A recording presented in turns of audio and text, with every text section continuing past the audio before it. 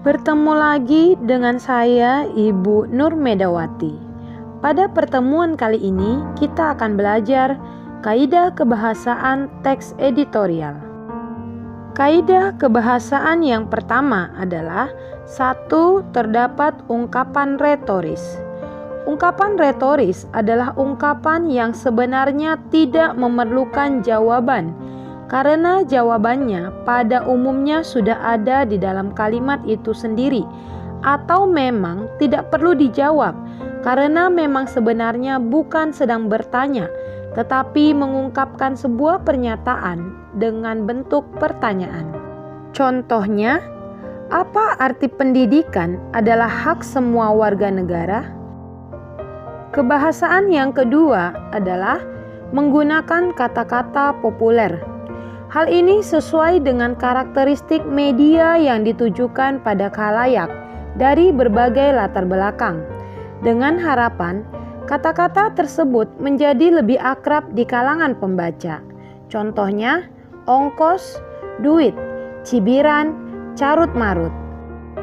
Kebahasaan yang ketiga menggunakan kata yang merujuk pada waktu, tempat, peristiwa, atau hal lainnya yang menjadi fokus ulasan. Contohnya, 5 tahun sudah diselenggarakan rintisan sekolah bertaraf internasional atau RSBI, jenjang dasar dan menengah, umum dan kejuruan. Kalimat tersebut merujuk pada waktu. Kebahasaan yang keempat menggunakan konjungsi kausalitas seperti sebab, karena, oleh sebab itu, oleh karena itu. Hal ini terkait dengan penggunaan sejumlah argumen yang dikemukakan redaktur berkenaan dengan masalah yang diulas. Contohnya, buruknya pelayanan kepada warga adalah masalah lama yang terus terjadi berulang-ulang, dan karenanya banyak kepala daerah menganggap hal tersebut bukan lagi sebagai masalah. Kebahasaan yang kelima menggunakan konjungsi pertentangan seperti tetapi, namun, akan tetapi, melainkan, meskipun. Hal ini terkait dengan topik editorial itu sendiri yang pada umumnya bersifat pro dan kontra.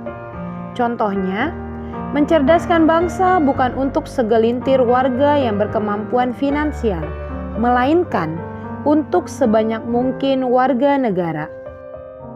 Kebahasaan yang keenam menggunakan ungkapan persuasif. Hal ini terkait dengan isi editorial itu sendiri yang pada umumnya bertujuan untuk memengaruhi khalayak dengan sejumlah argumen.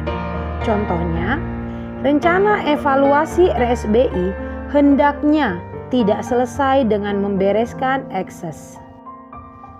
Kebahasaan yang ketujuh menggunakan kata ganti kita, yaitu kata ganti orang pertama jamak. Hal itu dilakukan untuk melibatkan pembaca langsung pada topik yang dibahas. Contohnya, kita dukung kebijakan mengatasi masalah distribusi guru. Demikianlah pembelajaran kita pada hari ini mengenai kebahasaan teks editorial. Bila ada hal yang kurang jelas, silakan ajukan pertanyaan melalui kelas daring kita. Jaga kesehatan dan tetap semangat belajar bahasa Indonesia.